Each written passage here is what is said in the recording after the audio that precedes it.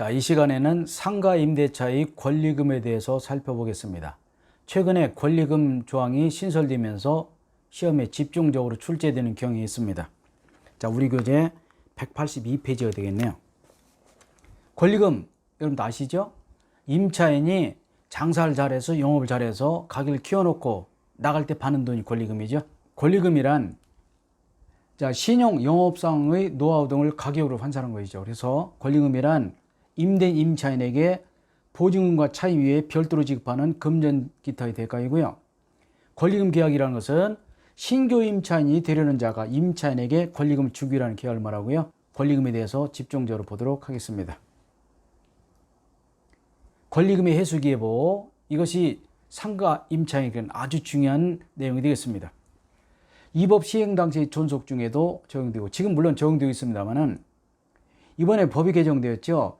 임대인은 임대차 기간이 끝나기 6달 전부터 임차인이 권리금 받는 것을 막으면 안 됩니다. 예전에는 이것이 3개월 전부터 권리금을 받을 수 있었는데, 지금은 임대차 만료 6개월 전부터 임차인이 권리금을 회수할 수 있고, 이것을 임대인이 방해해서는 안 된다는 거. 6개월 꼭 알아두시기 바라고요. 자, 3개월이 아니라 6개월이라는 거.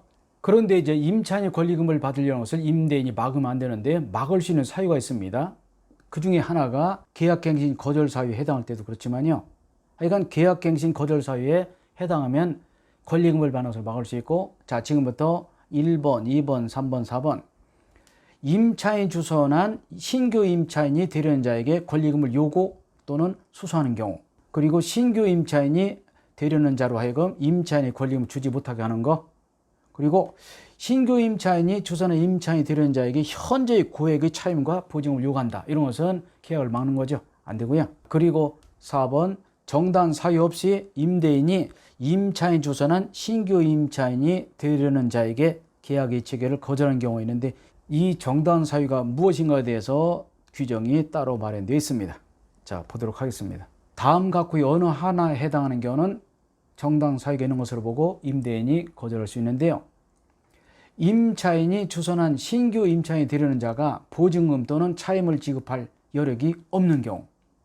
두 번째, 그 임차인이 되려는 자가 임차인으로서 의무를 위반할 우려가 있다든지 현재 임대차를 유지하기 곤란하다.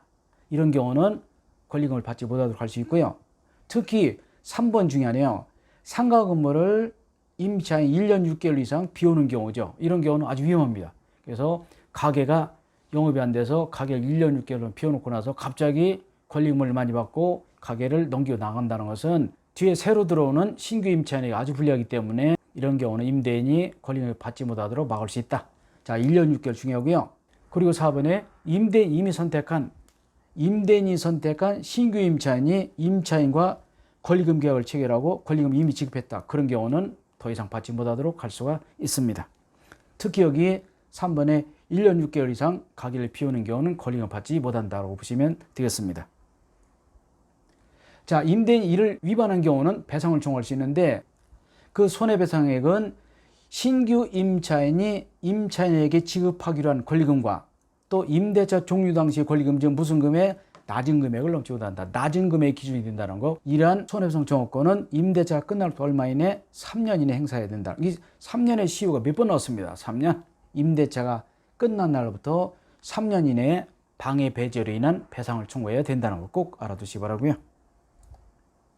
권리금 보호 대상에서 제외되는 것도 있습니다. 1번의 전대차의 경우 대규모 점포, 준대규모 점포 일부를 임차하는 경우죠. 다만 이 경우 아무리 대규모 점포 또는 준대규모 점포라 하더라도 전통시장 임차인은 보호한다는 것이고요. 그리고 국유재산, 공유재산인 상가 건물 임대차의 경우는 보호받지 못한다는 거, 제외된다는 거 꼭 알아두실 필요가 있겠습니다. 전대차, 대규모 점포, 준대규모 점포 일부, 다만 전통시장은 보호받고, 국유재산, 공유재산인 상가 건물 임대차의 경우는 임차인은 권리금을 보호받지 못한다는 거, 즉 법의 보호를 받지 못한다는 것이 중요하고요. 자, 그리고 마지막으로 세무서장은 해당 건물의 소재지, 확정일자 부여일 또는 차임, 보증금에 대해서 확정일자부를 작성하고 이해관계 있는 사람의 청구에 응해야 된다는 거. 자, 여기까지가 상가임대차 보호법이 되겠습니다. 다음에는 가등기당법을 보도록 하겠습니다.